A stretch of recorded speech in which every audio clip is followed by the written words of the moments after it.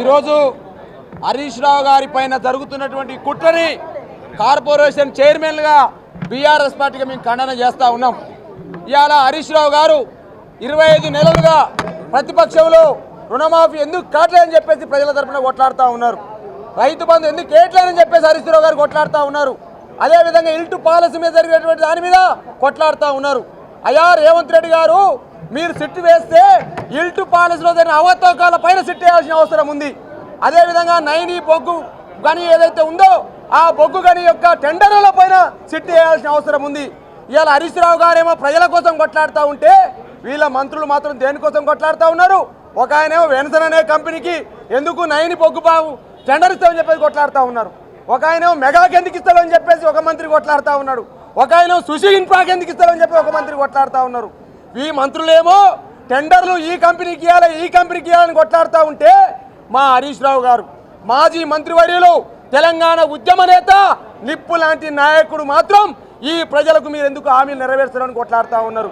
ప్రజల కోసం ప్రజల హామీల కోసం కొట్లాడుతున్న నాయకుల మీద సిట్లేస్తూ ఉన్నారు. కంపెనీలలో వాటాల కోసం కంపెనీలకు టెండర్లు కావాలన్నటువంటి నాయకులకు మాత్రం వాళ్ళేమో పరదాలు చేస్తూ ఉన్నారు, కార్పెట్లు వేస్తూ ఉన్నారు. ఈ వాస్తవాన్ని తెలంగాణ ప్రజలు గమనించాల్సిన అవసరం ఉంది. 6 అడుగుల బుల్లెట్టుగా నీతి గల నాయకుడుగా రుణమాఫీ ఎందుకు చేస్తలేమంటే సిద్దిపేటలో క్యాంపు కార్యాలయం మీద దాడి చేస్తారు, అత్యాయత్నం చేసే ప్రయత్నం చేస్తారు. అదేవిధంగా ఖమ్మం జిల్లాలో వరదలు వచ్చి ప్రజలు అల్లాడుతూ ఉంటే వరద బాధితుల్ని కాపాడాలని చెప్పేసి వరద బాధితులకు అండగా ఉండడం కోసం కేసీఆర్ గారి మార్గదర్శకంలో కేటీఆర్ గారి మార్గదర్శకంలో మా మాజీ మంత్రి హరీష్ రావు గారు వెళ్ళి వరద బాధితుల్ని పరామర్శిస్తే అత్యాయత్నం చేసే ప్రయత్నమే కాక రాళ్ల దాడి చేసిన విషయాన్ని తెలంగాణ సమాజం అంతా గమనించి తెలియజేస్తా ఉన్నా. అయ్యా ఇవాళ వాస్తవాలు గమనించుకోరి. ఇవాళ వాస్తవాలు ఏంటంటే ఇవాళ ధరణిలో లక్షల కోట్లు కుంభకోణం అన్నారు, ఏమైనా తేల్చిరా తేల్చలేరు. కాళేశ్వరంలో కుంభకోణం అన్నారు, ఏమైనా తేల్చిరా తేల్చలేరు. ఫోన్ ట్యాపింగ్ అని చెప్పేసి ఇలా కొత్తది తీసుకొస్తా ఉన్నారు. ఇవాళ మీరు ఎన్ని ఋతురాగాలు లాంటి ఎన్ని డైలీ సీరియల్ తెలుగు సీరియల్ తీసుకొచ్చినా నిప్పు లాంటి నాయకుల మీద మచ్చ ఉండదు, సూర్యుడి పైన ఉమ్మేస్తే మీ మీదనే పడతాని చెప్పేసి కూడా హెచ్చరికలు జారీ చేస్తూ ఉన్నాం.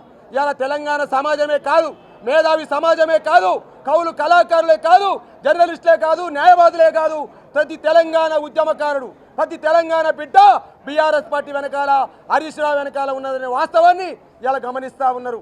ఇవాళ 100కు 100% హరీష్ రావు గారు ఇలా ఏ తప్పు చేయకపోయినా ఇవాళ నీ యొక్క ఇల్టు పాలసీ మీద ధ్వజమెత్తుందని, అదేవిధంగా ఎస్యూ భూ కుంభకోణం మీద మాట్లాడుతుందని, అదేవిధంగా గ్రీన్ఫీల్డ్ హైవేలో జరిగిన అక్రపాలెం మాట్లాడుతుందని, అదేవిధంగా ఇవాళ దేవాలయ శాఖ అండి, దేవాలయ శాఖ కొండ సురేఖ ఆధ్వర్యంలో ఉంటుంది. ఆ దేవాలయ శాఖలో టెండర్లు కూడా పొంగిలేసినారని పంచుకుంటా ఉన్నాడు. నీ మంత్రి ఇన్ఛార్జి మంత్రిగా ఉన్న మంత్రి సురేఖ తెలవకుండా ప్రెస్ మీట్లు పెడతా ఉన్నారు. గది జరుగుతుందని చెప్పేసి పత్రికలు పుంకాలు చెప్తా ఉన్నవి. ఇవాళ సినిమా మంత్రికి మా జిల్లా మంత్రి పాపం కోమరెడ్డి వెంకరెడ్డి సీనియర్ మంత్రి పాపం ఆయన తెలవకుండా సీనో టికెట్లు రేట్లు పెరుగుతూ ఉన్న పరిస్థితి కనపడతా ఉంది. ఈ రాష్ట్రంలో ఏం జరుగుతూ ఉంది? ఈ రాష్ట్రంలో మంత్రుల మధ్య సయోధ్య ఉందా? ఈ రాష్ట్రంలో మంత్రుల మధ్య సయోధ్య లేదు, వాటాల మధ్య మాత్రమే పంచాయతీ జరుగుతూ ఉంది. ఈ వాటాల మధ్యన సిట్ చేయాల్సిన అవసరం ఉంది. ఇలా జరుగుతున్న అన్యాయం మీద సిట్ చేయాల్సిన అవసరం ఉంది, జరుగుతున్న అవినీతి మీద సిట్ చేయాల్సిన అవసరం ఉంది. అదేవిధంగా మేడారం జాతరలో జరిగిన టెండర్ల పైన సిట్ చేయాల్సిన అవసరం ఉంది. సిట్టు హరీష్ రావు మీద కాదు, ఈ రేవంత్ రెడ్డి బామ్మర్ది సుజన్ రెడ్డి యొక్క ఏదైతే సోదా కంపెనీ ఉందో ఆ సోదా కంపెనీ జరిగిన టెండర్ల పైన సిట్ చేయాల్సిన అవసరం ఉంది. సిట్టు దీని మీద వేయాలి.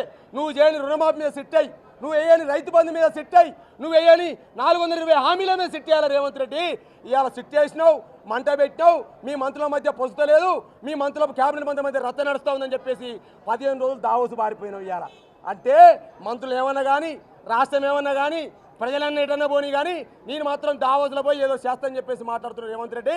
నిప్పు లాంటి నాయకుడు మా కేసీఆర్ సైనికులైన హరీష్ రావు గారి పైన ఇంకోసారి ఇటువంటి ప్రగల్భాలు పలికి ఇటువంటి చేతలు చేస్తే తెలంగాణ సమాజం గమనిస్తని చెప్పేసి హెచ్చరిస్తా ఉన్నా.